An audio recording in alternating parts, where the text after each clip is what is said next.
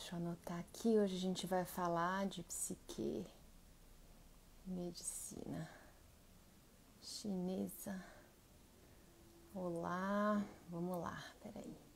Psique, medicina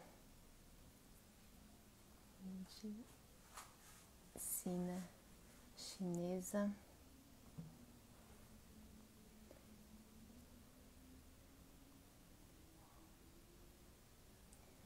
e psiquiatria.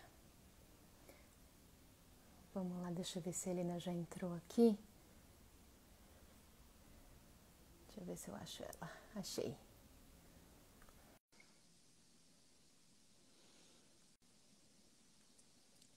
Já te mandei, Helena.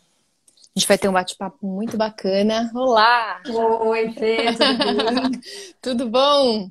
Deu certo com áudio e tudo mais. Olha que coisa Fiquei boa. muito. Você sabe que eu tive um pequeno. Eu demorei um minuto porque eu tava tudo preparado num quarto, mas aí eu percebi que o sinal tava muito ruim. Então eu vim aqui Tava do ruim. lado do sinal, sabe? Para não ter problema da gente ter Não tem problema de problema. conexão. E aí, Legal. tudo bem, Helena? Que prazer te conhecer. A gente está se conhecendo por aqui, né? Olha que Nossa, legal. mas eu já ouvi falar tão bem de você, você não tem ideia. Te falei por mensagem que eu conversei com o Marcos Wolff esse final de semana, já tinha falado com a Carla Ibe. E eu E por eles, né? Pela Carla, pelo Marcos. que Muito legal, legal. que bacana, muito bom te ver. Que bom que deu certo. Desculpe novamente da outra vez de eu não ter Imagina. conseguido. Olha, fiquei interessadíssima. Eu vi a live anterior que você fez o mês passado. Assim, várias perguntas que eu tinha, você respondeu lá na live, porque na hora da gente ler o livro é tudo muito teórico, né? E você foi dando exemplos ali, conectando as informações. E para mim foi fazendo blum, blum, blum, um monte de caixinhas foram se abrindo. Mas eu ainda tenho um monte de pergunta, porque você sabe, Helena, eu não sei nada de medicina alternativa, de outras medicinas que não aquela que a gente aprende nos bancos da faculdade, né? A gente tem uma carência, né, desse tipo de Tem, aprendizado, né? tem. Eu acho que até nessa intersecção, né, da psiquiatria com uma medicina mais integrativa é pior, porque fica aquela coisa de não dá para brincar, né? Já vai para o remédio, já tem uma coisa Uhum, mais.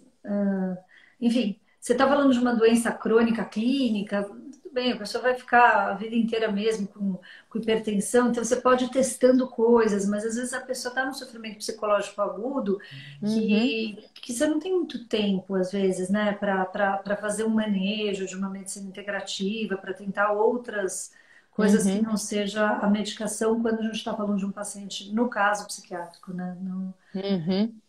A gente não aprende a pensar. A coisa mais difícil para mim, que nunca tive contato com esse modo de pensar, de articular o conhecimento, é muito diferente o mundo ocidental e do oriental nesse sentido, né? A gente tende aqui no Ocidente a fracionar as coisas, a gente vai dividindo para achar que é mais fácil, entre aspas, estudar. Então vai lá dividindo, divide o braço, agora você estuda a unha só, unha da mão direita, tal, você vai fracionando. E a medicina oriental tudo vem junto, né? A gente a gente tem um olhar mais do todo, né? É, Agora, para justamente estudar isso deve ser difícil, né? você tem que mudar o paradigma. Eu lembro que quando eu comecei a estudar, eu olhava e falava, bom, tá, mas o que que eu encaixo, o que eu não encaixo? Eu comecei a fazer medicina chinesa e estudar no terceiro ano da faculdade. E daí, então, eu fui vendo as diferentes disciplinas junto com a acupuntura e com a medicina chinesa. Então, eu pegava pulso, língua de todo mundo que eu via. Na gineco, na psiquiatria, no Uhum. pronto-socorro, se me deixassem eu agulhava. Então, assim, eu vivia com uma carteirinha de agulhas no avental da faculdade. Então foi assim, foi bem interessante. Eu vi muito a língua e pulso, mesmo sem saber exatamente o que aquilo significava, de pacientes graves, pacientes com Uhum. derrame, pacientes em crise psicótica. E assim, nem sempre a correlação é tão de livro quanto a gente gostaria, né? Às vezes você pega uma língua normal, um paciente numa baita de uma angústia, de uma crise psicótica. A gente tem, por Uhum. exemplo, na medicina chinesa, o coração, ele está na ponta da língua. Quando você examina a língua, a pontinha da língua é referente ao coração. Então a gente observa que uma pessoa muito ansiosa costuma ter a ponta da língua mais vermelha, uma pessoa com insônia costuma ter a ponta da Uhum. língua mais vermelha. Mas às vezes você pega uma língua normal e a pessoa está Uhum. subindo pelas paredes. Então, isso também acho que foi um aprendizado de você ver que não é uma correlação absolutamente é nesse caminho e só nesse caminho. Às vezes a gente fala, bom, mas não é assim. Agora, de fato, uma coisa que eu posso te falar em doenças psíquicas é que o pulso do paciente que está com alguma questão emocional, ele costuma ser um pulso rápido, tenso, cheio, porque as emoções, elas movem, né? Essa coisa da palavra que vem do Uhum, latim, mover em direção a algo, elas movem.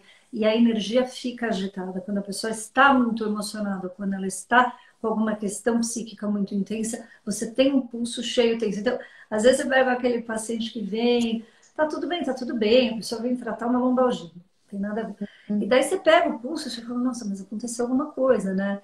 E daí você pergunta de novo, não, mas tá tudo bem. Aí você pergunta de novo, tá tudo bem. E depois você vai descobrir, na quarta vez que você pergunta, que não tá, porque assim, o pulso ele conta muita coisa. Mas, como eu uhum. falei, não é totalmente linear, não é um diagnóstico de ultrassom, não é um diagnóstico de exame laboratorial, é uma coisa mais sutil, né? Uhum. E que depende da relação, né? Que Você depende depende. certamente da relação, né? A coisa mais difícil que tem em medicina tradicional chinesa é ensinar pulso, porque como é que eu pego os seus dedos e falo, "Ah, vem aqui, olha, não, Uhum, não é olha, sente? A gente não está uhum, acostumado com, né? Bem, você pegar e sentir um tumor uhum, abdominal, ou você, né, sentir alguma coisa muito, um pulso arterial, mas você sentir uma sutileza de um pulso, onde existe uma nuance, tá mais forte, tá mais fraco, tá tenso, tá escorregadio, é super complicado, né? Assim, até para ensinar uhum. é difícil uma coisa dessas. É, Você na sua prática você faz psiquiatria mesmo, né? Assim, eu faço ou psiquiatria clínica, né? Enfim, a parte de diagnóstico clínico, até acho que foi hoje ou ontem, eu queria até falar depois isso com você, dos tais critérios diagnósticos do DSM que deu o maior pano para manga. E também psicoterapia. Hoje em dia, assim, isso que eu falei, que quando eu entrei na residência, eu fiz residência em 2003. As aulas que a gente tinha e como eu fui apresentada para a psiquiatria mudou muito, muito mesmo, né? Assim, eu sei porque eu sou preceptora de uma faculdade de medicina e eu percebo um maior, cada vez está mais fracionado. Então, eu aprendi a psicopatologia lá do Jaspers, então, Kraepelin, a gente, por mais que a gente via critério diagnóstico DSM-4 TR, a gente via alguma coisa assim, mas a gente, quando o professor ensinava, a gente necessariamente tinha que ver o comportamento do paciente como um todo. A gente não ficava ali no checklist, que eu digo hoje em dia, que muito psiquiatra acaba fazendo, né? Tá dormindo bem, sim ou não? Não sei se você consegue pegar o comportamento do paciente, né? Que essa coisa talvez até um pouco, vou usar uma palavra aqui que é energética, sabe? Que é aquela coisa que você sente o paciente, né? Como que ele vai te contar? O mesmo fato, ele pode ser contado de inúmeras maneiras. E o jeito que a gente escolhe para contar um fato faz toda a diferença na hora da gente fazer, por exemplo, o diagnóstico, né? Então, eu vim de uma escola ainda que tinha uma integração um pouco maior a respeito da gente olhar o paciente. Mas hoje em dia, Helena, não sei, a impressão que eu tenho é que um robô vai poder fazer psiquiatria daqui a pouco, porque é um checklist ali, depois dá o remédio que, enfim, fica uma coisa muito solta, assim. E quem está sofrendo são os pacientes, né? A gente vê muita queixa, por exemplo, sei lá, passei no médico do convênio e ele ficou 5 minutos comigo na consulta. Não, não dá. Nem no pronto-socorro você consegue. Nem um paciente psicótico que você olha assim e fala, nossa, você precisa de um pouco mais de tempo para entender aquela situação, como é que ele chegou ali naquela situação, né? Então, a impressão que eu tenho é que a gente está indo por uma coisa de desmembrar as coisas e, ao mesmo tempo, aí acho que a gente vai ter um retorno para a integração, né? Essa coisa da diástole e da sístole, né? A gente está chegando quase no desmembramento total, mas a impressão que eu tenho, a esperança, pelo menos que eu tenho, é que a gente vai voltar depois e conseguir esperança. ter. Não é? Porque não, tem muito paciente. Não sei se você pega isso no consultório, paciente que assim, foi mal diagnosticado, não tem o que. Porque não fez uma avaliação, né? Eu tenho um viés aqui que é assim, como eu sou clínica geral e eu atendo pacientes semanalmente com acupuntura e medicina chinesa, Quando eu vejo que o paciente precisa de um auxílio psiquiátrico, uma medicação, um antidepressivo, o paciente está com alguma questão mais importante, eu gosto de referir, porque eu acho que ninguém melhor que o psiquiatra para saber as nuances das diferentes medicações, para Uhum, não medicar de forma errônea, né? Às vezes a gente pega muito paciente medicado pelo gineco, pelo clínico, que, ah, entra aí com calmante, né? Não tá medicando uhum, nada, só tá uhum, causando dependência. Só que daí você pede pro paciente, e o paciente não quer ir, né? Porque tem isso, chega, não, mas a pessoa, como é que a pessoa vai saber? E às vezes uhum, você já tá ali já tá vendo a angústia, já tá vendo o sofrimento daquele paciente há algum tempo, tá vendo que, não, que a vida tá andando e continua patinando no mesmo lugar e que não tá uhum, encontrando soluções para suas questões. Ou coisas mais graves, né? Falando de pessoas que têm uma distorção da realidade mais importante, que você quer que passe por uma avaliação, um tratamento, é difícil às vezes mesmo por conta disso, porque chega, bate num profissional que às vezes atende muito rápido, mas eu não vou tomar, porque eu não sinto a confiança, você dá um remédio uhum, psicotrópico para um paciente, o paciente precisa confiar em você, porque vai sim, mudar eventualmente, né, a libido, uhum, a maneira como você olha para a vida, o seu sono, a uhum, sua empolgação ou não, ao contrário disso, vai ficar mais empolgado, menos empolgado. Poxa, a pessoa precisa ter muita confiança para poder ser medicada, né? uhum. Então é um vínculo que eu acho que é super, super importante de ser estreito. Eu falo que o tratamento, ele não é o remédio. O remédio é uma fração do tratamento, né? Quando a gente precisa, enfim, faz o diagnóstico, sei lá, um paciente bipolar, um transtorno grave. Não é a medicação não é o único tratamento do paciente. Então, as consultas, essa parte de psicoeducação, que a gente precisa de tempo, é o que eu falo, assim, não dá para fazer uma psiquiatria em minutos, né? Em uma consulta, achar que vai resolver.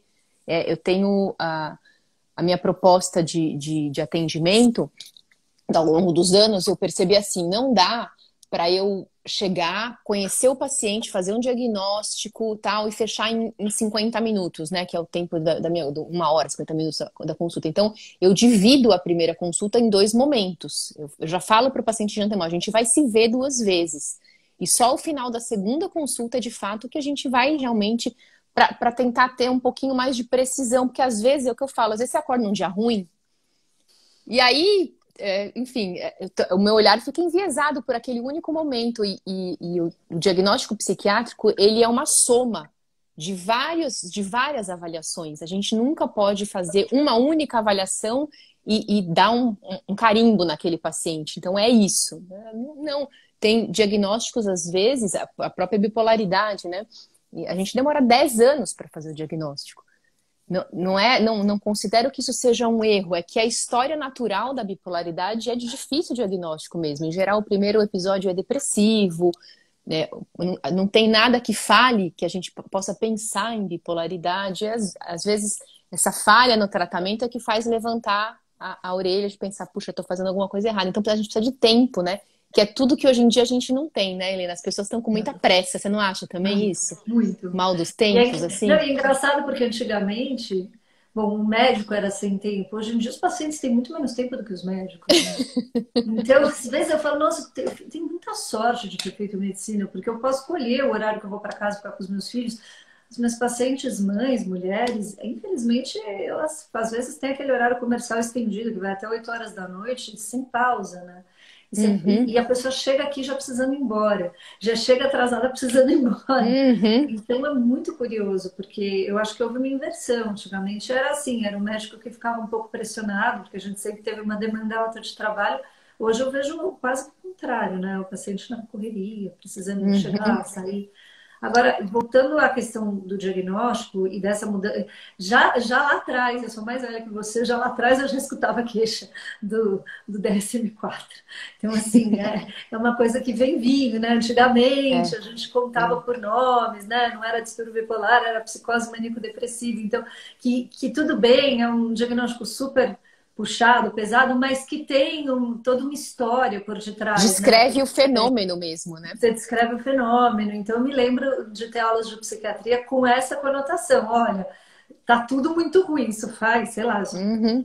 bem velho, então faz muitos anos. Mas, assim, de qualquer forma, eu acho que, falando desta questão do diagnóstico, pensando em medicina chinesa, eu vou falar um pouquinho de medicina chinesa, quando a gente fala de psiquismo, a gente tem aqueles atributos do psiquismo, que eu falei bastante na live, né, sobre a psique e medicina chinesa. Você tem o Uhum, Shen, que é o espírito, que é o maior atributo para a gente perceber como que esse paciente está. A gente fala que é através do brilho nos olhos, ou da uhum, fala, daquilo que o paciente traz enquanto fala. E existe um trecho do livro do Imperador Amarelo, que é um dos grandes clássicos aí da medicina chinesa, do Neiqi, que fala que o Shen ele é perceptível como um céu no dia nublado. Você vê o céu e depois as nuvens já cobrem o céu de novo. Então você precisa estar muito atento para conseguir ver o céu que está por detrás das nuvens. É super uhum. poético, mas é Sim. isso, assim, para você enxergar o outro, você tem que ter uma atenção, uma presença, porque aquilo vai se mostrar, vai se descortinar e depois vai se Uhum. fechar de novo. E ali você capta o que eles chamam de espírito, mas que tem toda a questão da consciência, da manifestação psíquica, que é essa consciência que mora no coração, né, que o chinês fala. Uhum. E tudo isso precisa de tempo, né? O André falou que ele atende convênio, mas ele tem a prerrogativa também, porque é uma coisa, eu acho que assim, a gente pode culpar o externo, né? Então, de fato, tem uma pressão enorme, enfim, econômica, né? Fora que foge das nossas mãos. Mas eu acho que a gente tem pequenas escolhas, né? Que é a postura que a gente tem, né? Diante do paciente. Essa postura de que assim, eu tô aqui com você, tudo bem, eu tenho, sei lá, 15, 20 minutos, mas eu vou estar de fato aqui com você. Faz diferença, né? Do que eu ficar. Se a gente sabe quando a gente tem um encontro, né, Helena? Eu sou formada numa linha psicoterápica mesma do Marcos Wolff, que é o psicodrama. E, assim, é a terapia do encontro, né? Assim, a gente entende o outro, é sempre o eu-tu. A gente está sempre dentro de uma relação. E se eu não tiver, se eu tiver fechada para a relação, e muita gente hoje em dia, tá? Você falou essa coisa dos pacientes que tem muito horário, né? Hoje eu atendi uma paciente que eu preciso sair, sei lá, preciso sair 15 minutos antes, né? Falei, olha, você tá colocando uma pressão que não é minha, que é tua, estava marcada a consulta, né? Então, vamos ter calma, vamos esperar, calma, vai dar tudo certo. Acho que às vezes é um pouco isso que o paciente espera que a gente fale para ele, calma, se entrega aqui um pouco para mim, para que a gente consiga trabalhar junto, porque nessa coisa do paciente estar mais ansioso, é uma geração mais ansiosa, mais agitada, né? É uma geração mais fechada, né? São os pacientes que têm um Muito. pouco mais de dificuldade de se abrir, né? Isso que você falou. Eu fui descobrir na terceira, quarta consulta e eu perguntei para ele, mas ele estava fechado, né? Ele não estava aberto para o diálogo, né? Muito, muito. É uma geração, eu acho que vem vindo, né? Muita sobrecarga e as pessoas estão ficando mais para o próprio umbigo mesmo. A relação, ela vem ficando mais comprometida. E voltando a falar de Shen, Shen é o instante criativo, é o momento em que você cria algo novo, ou na relação, ou com você mesmo. Então, essa capacidade de criar algo novo, essa capacidade de criar um mundo, né? A cada Uhum, ato, a cada olhar, ela só pode acontecer se a gente se esvaziar um pouco, né? Você precisa se esvaziar para ter o lugar, para chegar o novo, para chegar diferente, para chegar o que a gente não sabe, na verdade, né? O uhum. Jung falava, né, que você tinha que ir em direção ao paciente como se fosse um livro em branco. Eu me lembro que a primeira vez que eu escutei isso, eu falei, meu Deus, eu nunca escutei isso na faculdade de medicina. A gente já vai, né? E assim, na clínica, na psiquiatria, você está me contando que está desmembrando. Na clínica, assim, né? Dor de estômago, que horas dói? Dói quando come ou dói quando não come? Uhum, Sacola. E daí, assim, é tanta pergunta, é tanto detalhe que a gente perde o paciente ali. E também, uhum, se a gente não cuidar, até mesmo na medicina tradicional chinesa, a anamnese é deste tamanho, é gigante, a gente perde o paciente nessa anamnese. Porque, afinal, o que uhum, que é mais importante? Saber qual é o sabor que a pessoa prefere, saber qual é o horário que o estômago dói ou entender toda essa relação da pessoa com a alimentação dela, da pessoa em relação à vida dela, como ela está comendo, né? uhum, Quais são as fontes de alimento, quais são as fontes de relação, enfim. uhum, E daí falando um pouco de medicina integrativa, né, que não é só a medicina chinesa, eu acho que ela abarca muito, né, da clínica, mas abarca da psiquiatria também, que é assim, como que a gente cuida das pessoas de uma forma integral. E hoje, eu acho que é muito legal a gente ver o outro lado, né? Você vê um Uhum, neurologista, um gastro, um pneumo falando, olha, vai fazer uma meditação, vai fazer uma yoga. Olha, quer dizer, a palavra estresse virou uma coisa que faz parte do vocabulário médico. Não existia isso antigamente, né? uhum, A gente uhum, separava mesmo, isso daqui é do plano psíquico, isso aqui é do plano físico. Mas eu acho legal quando a psiquiatria também chega e pode olhar, uhum, não só que a pessoa está ansiosa, ela vai ter uma manifestação física, mas será que as escolhas de vida, de alimentação, de horário, de falta de uma rotina muito intensa, essas escolhas não podem levar o paciente a adoecer psiquicamente gravemente? Eu não estou só falando a pessoa ficou estressada, porque isso todo mundo já uhum, sabe, né? Mas gravemente adoecer por uhum, uma falta de sono, por uma falta de rotina, uhum, né? Por uma falta de eixo energético, que daí a pessoa se perde dela mesma e para retornar não vai adiantar a medicação, só ela vai precisar se encontrar com ela mesma também nas uhum, suas rotinas, também no simples do nutrir o corpo, do nutrir o coração. uhum. E de jogar, você tá me falando isso, eu tô lembrando da tua live que você fez sobre psiquiatria, né, do metal, né, que é essa coisa de cortar e jogar fora o que tá em excesso, né? Às vezes a gente fica tão apegado aos nossos conceitos, eu tenho que fazer assim porque eu sempre fiz assim, eu não vou mudar, né? E aí vai adoecendo e não muda, né? Não tem a capacidade de ter tipo um insight, às vezes precisa realmente ir a uma psicoterapia ou ir a um atendimento médico, clínico, psiquiátrico para ter o insight que às vezes aquilo que a gente faz no automático, a gente pode fazer diferente quando está fazendo mal para gente, né? As pessoas têm muita dificuldade dessa mudança, né? E quando você vê, por exemplo, um paciente que está com o que a gente chama de obnubilação mental, a pessoa está lá com as ideias, Uhum, com os uhum, pensamentos e está se perdendo eventualmente em pensamentos obsessivos, depressivos, e que essa pessoa sai do contexto que ela está do dia a dia, vai para um contexto de natureza, de dormir melhor, de comer melhor, e que uhum, essa opacidade vai saindo, que a pessoa consegue, a partir uhum, dela mesma, encontrar também um lugar de cura. E que eu acho que uhum, daí vem essa questão da medicina integrativa. Não dá nem para a gente cortar o corpo da psique, nem a psique do corpo. Então, também quando a gente pega um paciente que é psiquiátrico ou que tem questões psicoafetivas, não só psiquiátrico uhum, no termo mais hard, né, da palavra, como é que você faz esse paciente se reencontrar com ele mesmo? uhum. Principalmente agora, né, no meio da pandemia, a pessoa está Exato, ficando. né? É isso que eu estava pensando de fazer um questionamento, né? Assim, para mim, né?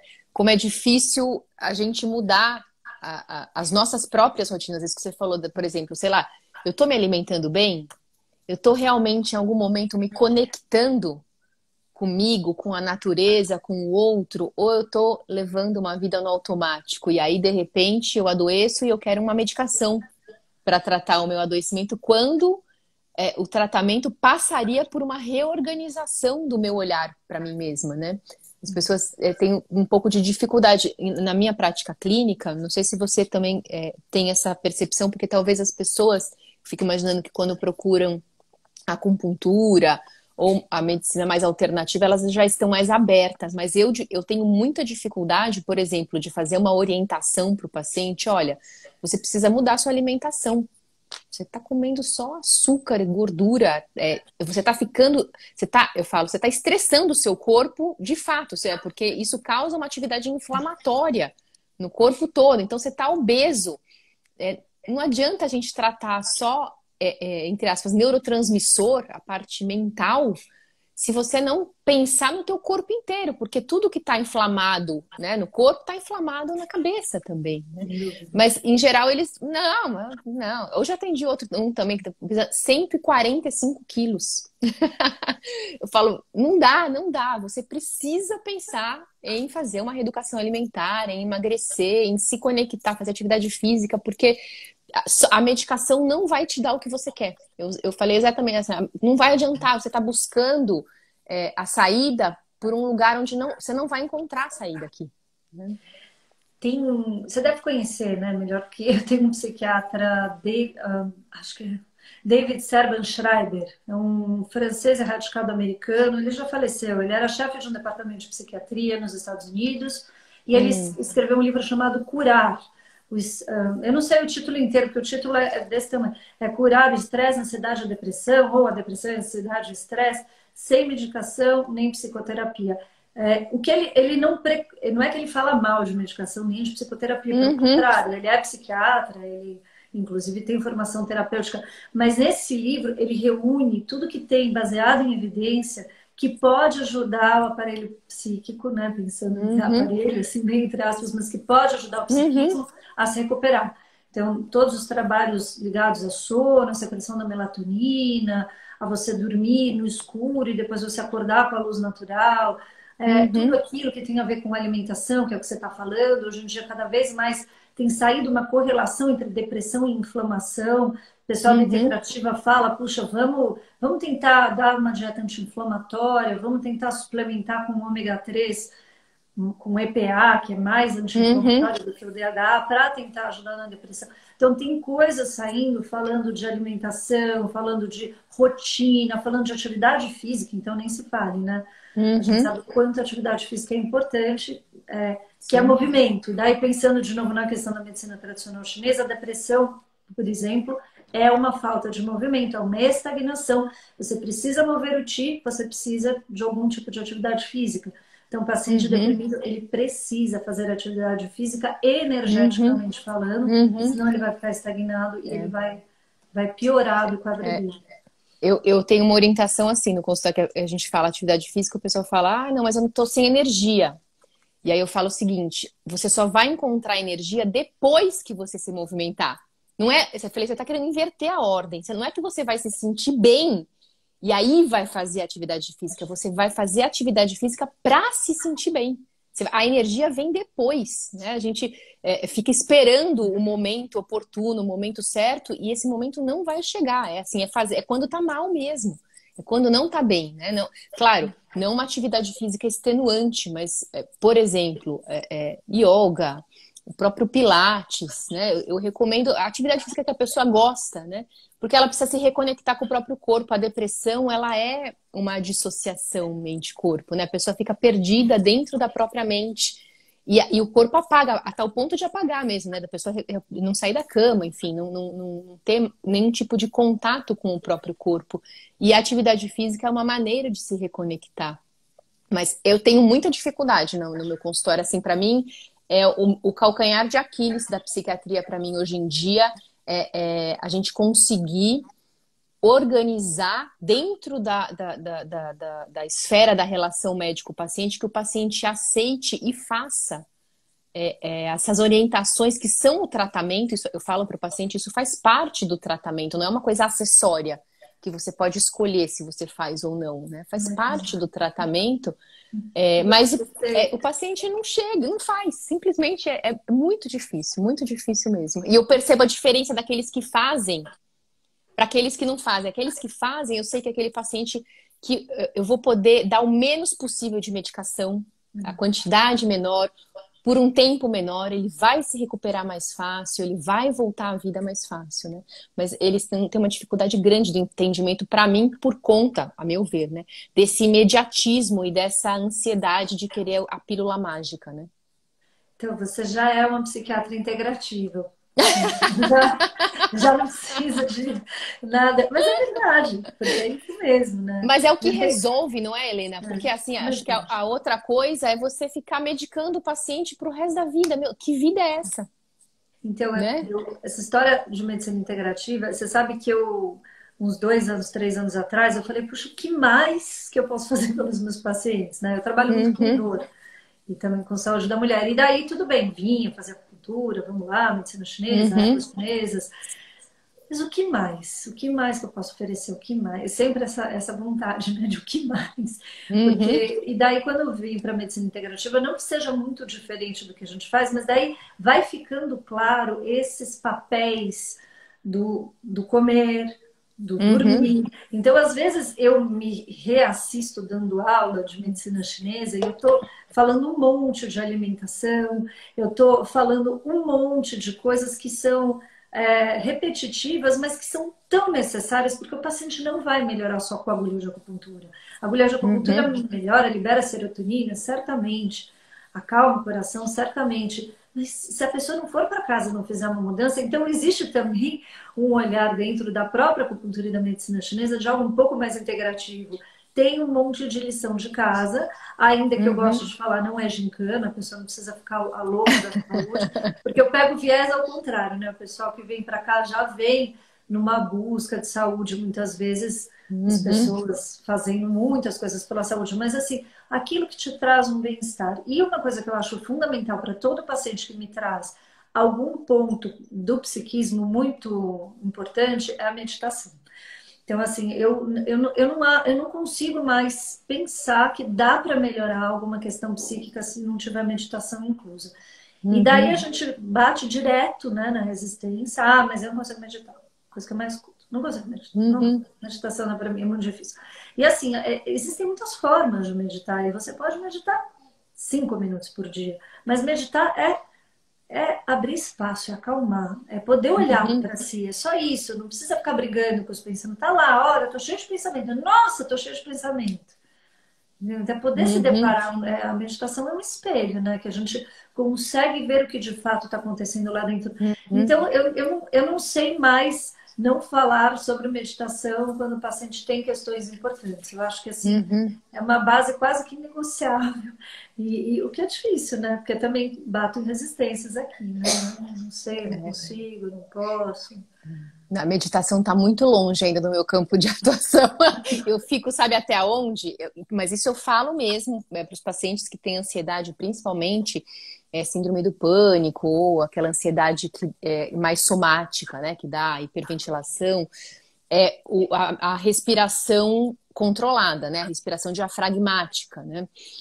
Isso eu tenho até um stories que eu coloquei no Instagram que eu passo para todos os pacientes, que eu falo, olha, é o seguinte, você está tendo um ataque de pânico, vai para um lugar tranquilo e faz essa técnica, né, da respiração consciente, controlada, lá inspiração e expiração e as frações com o pulmão cheio e o pulmão vazio, né, experimentar esse pulmão vazio, sem nenhum ar.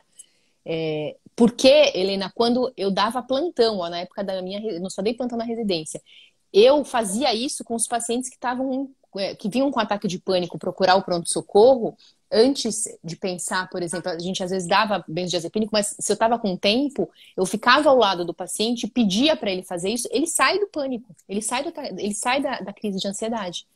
Puxa, né?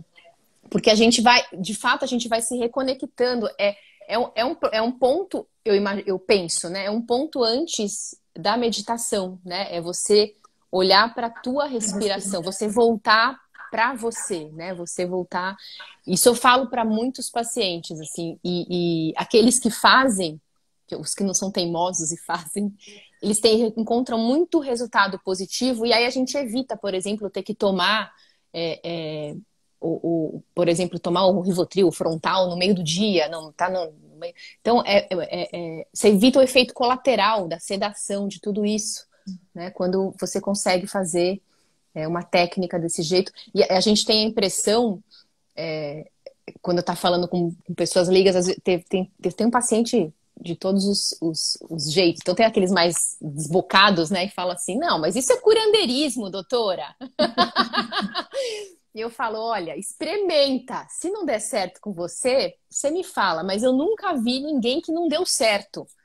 Às vezes a pessoa pode não conseguir entrar no ritmo respiratório porque a ansiedade está muito alta sozinha. Às vezes ela não consegue, ela precisa ter um guia, talvez, alguém do lado dela para estabelecer esse vínculo. Mas eu não conheço ninguém que fez e não melhorou. Porque você acalma, né? Eu fiz yoga um tempo atrás, né? E a gente fazia as técnicas respiratórias. Eu não sei o nome, eu tenho muita dificuldade. E o negócio lá era tudo em sânscrito, né? Tem uma técnica respiratória que você faz hiperventilação.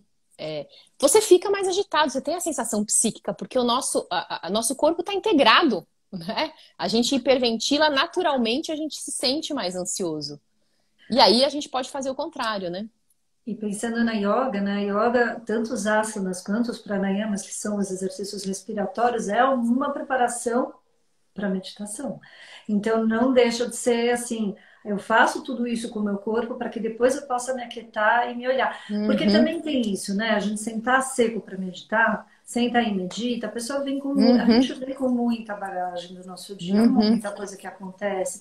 É o uhum, trânsito, é o golpe do aplicativo do banco, é as pessoas uhum, se falando. E hoje em dia, com essa questão que eu acho que ajudou muito a aumentar a questão da ansiedade, essa questão dessa interconectividade das mídias sociais, das redes sociais, de WhatsApp, a gente acaba se distanciando ainda mais desses momentos que você poderia se olhar, se aquietar, se acalmar. Então, o que uhum, acontece? A gente precisa de recursos mais fortes para poder voltar para uma coisa que uhum. talvez lá, nós nos anos 70, 80, a gente se aquietasse sozinho, porque Sim, não tinha o que fazer. sim. Não fazia Ah, nada, é o tal não não fazer fazer nada, nada. a gente não fazia nada. Então, você ia brincar, não tinha o que fazer, você ficava olhando a Uhum, formiguinha andando na grama, não deixava de ser uma uhum, meditação.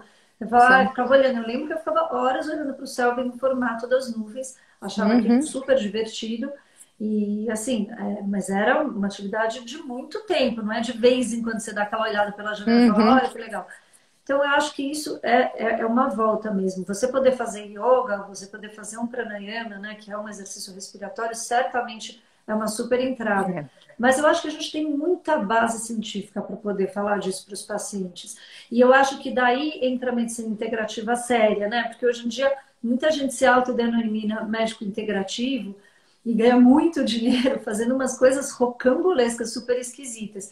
E na verdade a medicina integrativa nada mais é do que buscas de alternativas àquela medicina que a gente conhece, baseadas em evidência, ainda assim baseadas em Uhum, evidência.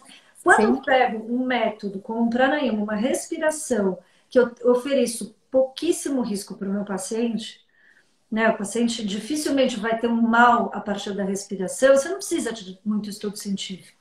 E tudo Uhum, bem. Agora, se eu pego alguma outra coisa que eu vou dar, uma erva, uma planta, um outro tipo de técnica que ofereça um maior risco, você precisa de alguma evidência, porque sim, a gente. uhum. E daí eu acho que a gente pode chegar nos pacientes contando sobre isso. Olha, sabia que a lavanda tem uma ação parecida com o lorazepam? Meu, se eu falo de óleo essencial e a pessoa é mais cética, sai correndo, entendeu? É, Mas tem mesmo, a é. lavanda tem uma ação calmante. E por que não a gente usar óleos Uhum, essenciais? E por que não a gente usar uhum, fitoterapia? Mas daí você uhum. chega lá para o PubMed, essa pessoa é muito cética, e fala: olha, é legal. É que eu acho que a pessoa tem tanta resistência que nem o PubMed, não sei, é a minha impressão, né? Você tem que ir indo eu vou comendo pelas beiradas, sabe? Eu vou, como diria tinha um supervisor falando, vai dando corda, vai, ainda não tá na hora de puxar a rede, vai dando. Vai. Estão fazendo perguntas aqui, Helena. Você tem algum curso de meditação? Puxa, eu tenho um no forno que não saiu. Ele Então está lá. estão Ele está no cobrando forno. aqui. Vamos ver, até o final do Ou- ano. Na verdade, assim, meditação tem 1 milhão Hum, de lugares. Então, uhum, dá para a gente procurar lugares incríveis aí em São Paulo. Mesmo para quem fala inglês, tem mais outro hum, 1 milhão de cursos. Mas, assim, como muitos pacientes me perguntam, e eu muitas vezes não tenho tempo uhum, todo de explicar, vai ter um. uhum. E quando Tá, tiver, eu não, conto lança para o seu e me vocês. avisa que eu posto aqui Tá também. bom, até o O final do Beto tá eu, falando que. a gente Oi, dava aula aqui no consultório de meditação, mas a gente parou por conta da pandemia, não dava sim. mais. Acho que eu acredito que hoje todos os cursos até podem voltar presenciais, mas acho que todos vão ter uma versão digitalizada hoje em Acho que dia, né? sim. Depois de pandemia, mudou tudo, né? O Beto tá falando que a gente está refém de medicamento, que a visão integralista poderia evitar a estratégia da medicação, que a gente é exatamente isso que a gente falou, né, Helena? Que quanto mais a gente vê o todo, menos a gente fraciona, menos a gente precisa ficar medicando as partes, né? Live maravilha, obrigada, André. Amo meditar. Doutora Helena fez um post super instrutivo lá. Eu sou Valéria. Tá falando que tem um post lá. Você fez um post sobre meditação. É isso? Eu falo, vira e mexe, eu falo da meditação. Eu sou farmacêutica, estou adorando. Todo cliente eu falo do medicamento. O medicamento é parte do tratamento, isso mesmo. Acho que é E isso, peraí, assim, acho que é isso. pensando um pouquinho da parte de fitoterapia, e daí falando um pouquinho, daí tem da medicina chinesa e fora da medicina chinesa, obviamente que quando você pega e você dá a jujuba, que é uma sementinha lá que a gente usa. Não é a Ah, não é jujuba. bala. Não, não é bala de Eu jujuba. ia falar É uma jujuba. semente chinesa chamada Ziziphus, que é jujuba em Ah, português, mas que é uma tá. semente que ajuda para insônia, para ansiedade, que você pode ferver, fazer um chá ou comprar ela em forma de cápsula. Ela vai ajudar, ela vai tonificar o coração, ela vai deixar a pessoa mais tranquila. Mas, obviamente, que não é um Rivotril, que não é um frontal. Então, assim, Uhum, também a gente poder. Isso são formas de você estar cuidando, olhar para a questão que o paciente traz, sem precisar dopar, sedar e acabou. uhum, Mas as pessoas têm que adequar suas expectativas, né? Quando eu trato uhum. pacientes com insônia, a expectativa é vou deitar na cama, chapar e dormir. Só que a gente não vai dormir do mesmo jeito que a gente para de Eu, andar, eu né? costumo dizer que a expectativa do paciente é ir para o centro cirúrgico, é isso que ele quer. Ser anestesiado, né? Ele não quer dormir, ele quer ser Não. anestesiado, né? E que qualidade de sono é essa, né? Que é um Uhum, sono que não traz sonhos, que não entra no sono profundo, uhum, que a pessoa fica exausta no dia seguinte, que acaba uhum. desenvolvendo uma fadiga crônica, Sim, que acaba sim. desenvolvendo uma perda de memória por uma série de medicações. Então, eu acho que, enfim, para trazer isso, que quando a gente vai praticar uma medicina integrativa e a sua Uhum, psiquiatria integrativa, é poder trazer as desvantagens também, né, do sim. outro lado, que são todas essas medicações que têm muitos efeitos colaterais, Uhum, né? Por exemplo, é eu acho verdade. que o uso do antidepressivo, quando você tem um paciente com pânico, com uma depressão, é super importante. Mas você vai entrar num paciente jovem, com risco de perda de ereção, de não conseguir ter relação sexual, é muito sério. E daí não Uhum, dá para a pessoa, vai no psiquiatra e fala, não, você está ótimo da depressão, mas você não consegue mais ter relação sexual. E a pessoa tem 25 anos de idade.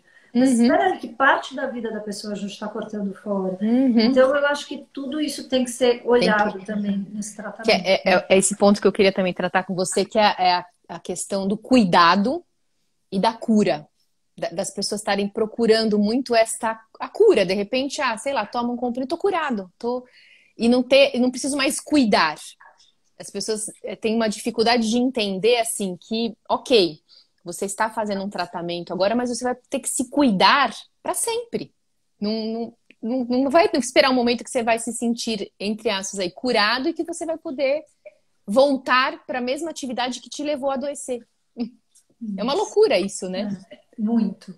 Mas isso é super importante. E daí vem aquele conceito da Ayurveda, né, que é a ciência, a filosofia da vida, ou da medicina chinesa, que tem a arte de nutrir a vida, que o básico dessas medicinas mais tradicionais é o cuidar da sua rotina, do seu jardim, para que você possa ter um bom terreno, para que você tenha essa tranquilidade, essa alegria, essa joia de viver de uma forma que floresça, né, a sua Uhum, potencialidade. E que isso só é possível mensano em corpore sano. Você precisa cuidar dessa casinha aqui, onde está o seu uhum, coração, onde está a sua mente, onde está o seu espírito, para que isso tenha um efeito no uhum, todo, né? Que ressoa. uhum, E às vezes a gente vê aquelas coisas também curiosas, né? Que a pessoa está com um problema sério de saúde e a pessoa lá faz um monte de coisa direitinho e não vai, não vai, não vai, e de repente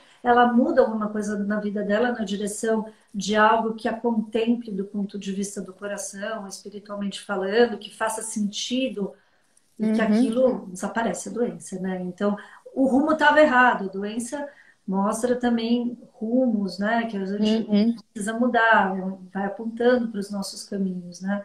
Então, a gente poder também honrar essas doenças como formas de a gente se reconectar. Mas, de fato, se a gente vai no médico como mecânico, e daí eu não consigo entender o médico que se presta a ser um mecânico, porque é muito chato. É muito chato. Você dá Não, um mas é metrazol por para isso todo mundo, entendeu? é, Não é dá. outro ponto que eu queria falar depois, que é o adoecimento dos médicos, do Muito. cuidado que a gente não tem. Porque é exatamente isso, é você ficar querendo enxugar gelo. Você nunca vai resolver, e aí você vai se frustrando. E eu percebo muitas pessoas frustradas com a medicina, porque de fato elas estão olhando como elas olham, como o mecânico olha para o carro.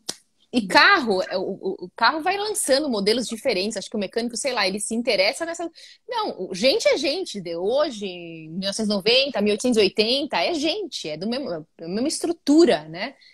E aí os médicos vão adoecendo, né? Eu queria que você falasse, que você falou isso também na tua live, que eu achei muito interessante, né? Do terapeuta ter que se cuidar. Quando a gente não tá bem, a gente não consegue oferecer aquilo que o paciente talvez precise da gente. A gente não consegue se dar quando a gente não tá bem. E o médico tem essa tendência de não se cuidar, né? Não De se não se olhar, cuida. né? É uma das populações mais propícias, propensas ao burnout, né, a depressão, né? Você deve saber isso melhor do que eu. Eu vim Dependência aprender química. isso na medicina integrativa, eu não sabia quando eu comecei. Aí teve um dado super curioso, porque eu faço medicina integrativa nos Estados Unidos, né? E eles fizeram um questionário, eles vão fazendo vários questionários sobre resiliência, tal, tal, tal.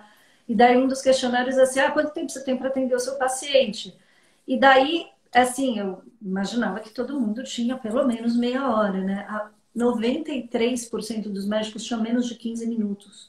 Dos médicos americanos que estavam ali fazendo, a gente tinha Uhum, 100 médicos no curso, uhum. duas turmas. É como aqui, então. Então, mas daí como é que a pessoa pode ser feliz atendendo um paciente assim, né? Não tem Uhum, como, a gente precisa poder escutar, poder retornar, e é isso que você falou, né? O encontro. A gente não sabe o que vai fazer a priori, não está pronta para essa uhum, sessão, preciso pensar, preciso sentir, uhum. posso O André tá errar. falando aqui, o André tá falando que tem psicólogos que nunca fizeram terapia, é isso, né? Então, assim, você tá falando pro outro uma coisa que você nunca fez com você. Como é difícil, né? Você vira quase que um personagem, né?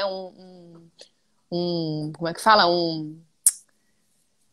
Ai, como é que fala? A pessoa que se veste, que tá enganando outra pessoa, né? Você Ilusionismo? usa uma máscara. Uma máscara? Não. Não. Você usa uma máscara, né? Que não é você, né? Você se esconde atrás de uma máscara, né? Porque você não está se cuidando, você está falando para o outro fazer. Porque quando a gente, por exemplo, quando eu falo da atividade física, eu tenho um grande problema em seguir atividade física.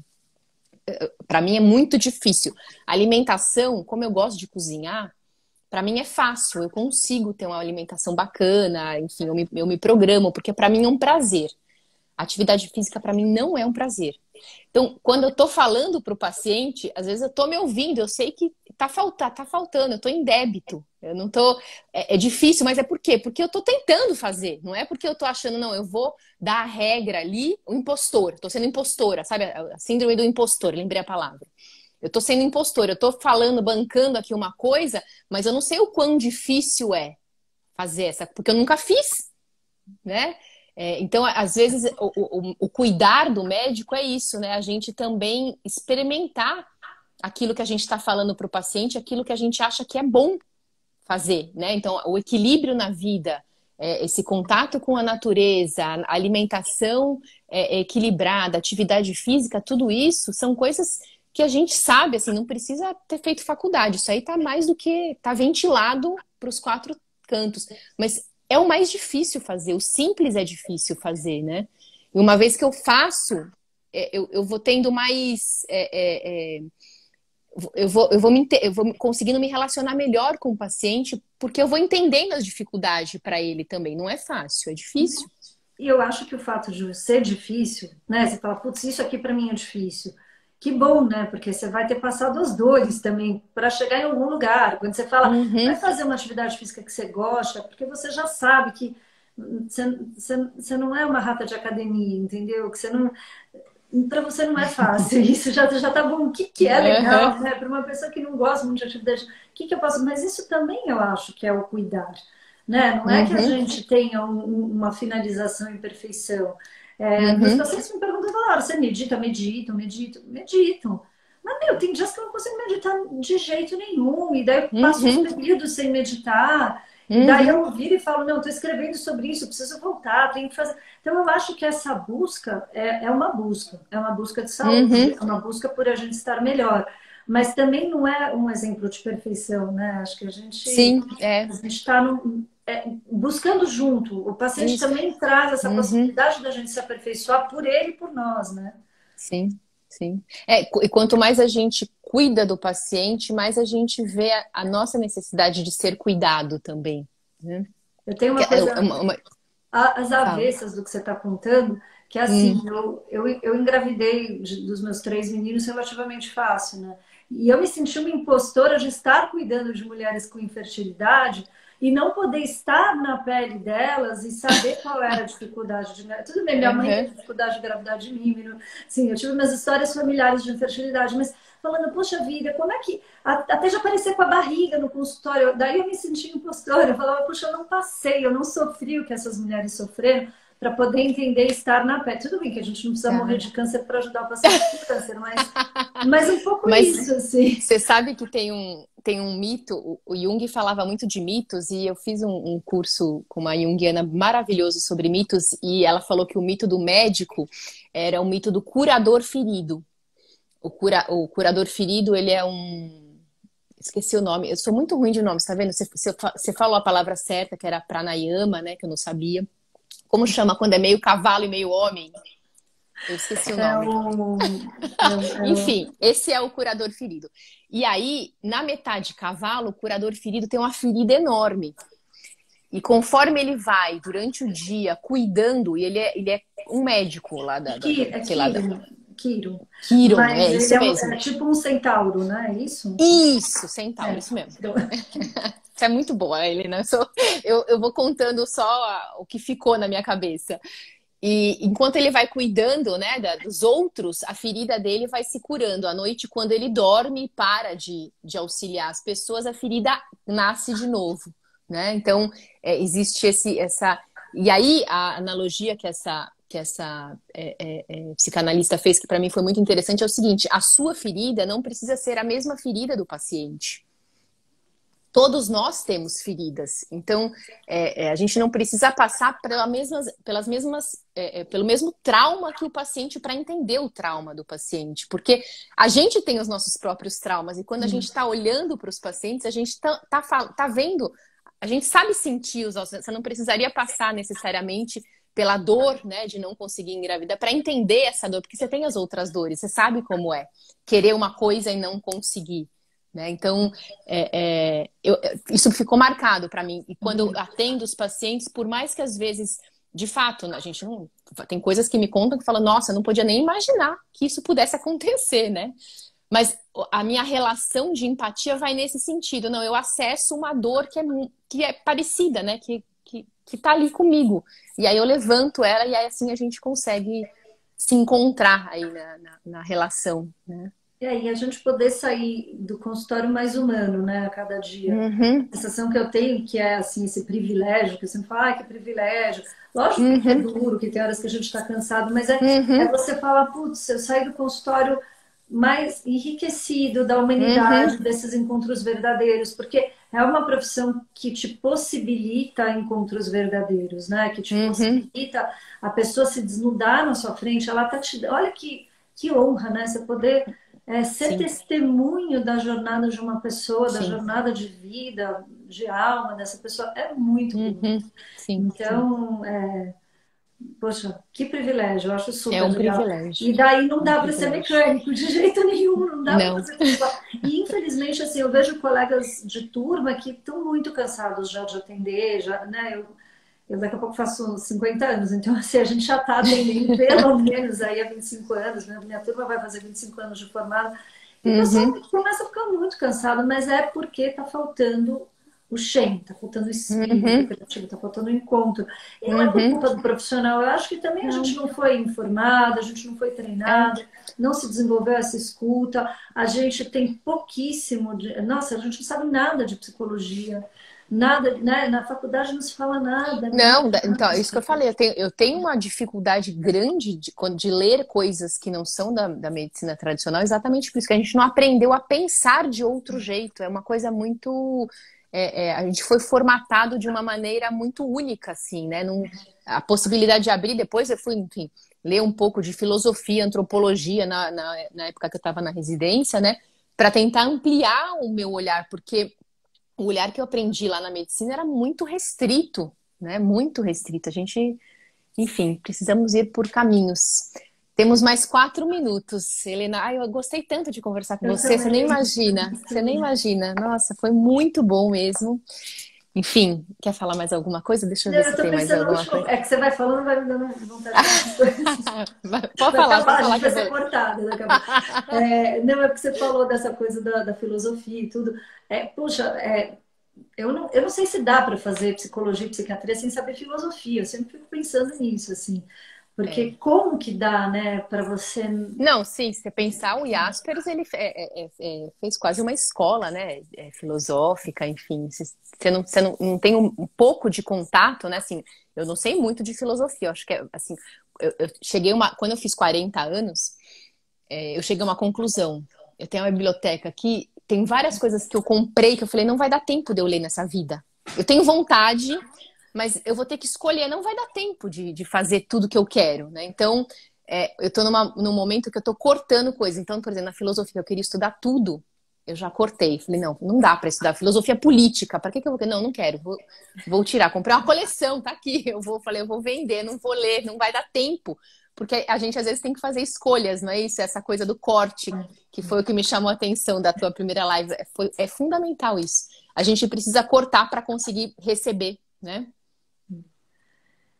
E a mesma coisa, ó, filosofia é super importante como base de medicina tradicional chinesa. Se tiver algum acupunturista perdido aí me assistindo, que deve ter Tem, vindo porque aqui. estão falando que você é ótima aqui, ó. Doutora Helena, como você é querida. Bom, Então, mas assim, não façam acupuntura sem estudar um tanto do taoísmo, da filosofia que tem por detrás, né? uhum, uhum, Essa filosofia é lindíssima.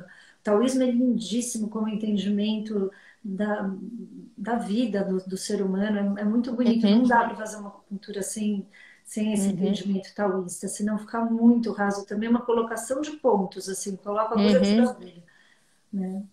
Em Muito tudo. bem. Ah, eu adorei. Vamos só terminar, porque eu sou meio analfabeta digital. Eu tenho medo depois de o negócio cortar. Eu não consegui salvar essa pérola. Tá bom? Vou deixar salvo aqui na minha página. Nossa, Muito super obrigada, obrigada. viu? Eu que agradeço. Foi muito legal. Muito Beijinho. obrigada mesmo pelo convite. Obrigada a todo mundo também que esteve aqui. O Wolf tá aqui. Beijinho. A Carla também. Tchau, pessoal. Tchau, boa Ah, noite. você apareceu. Tchau. Fiquei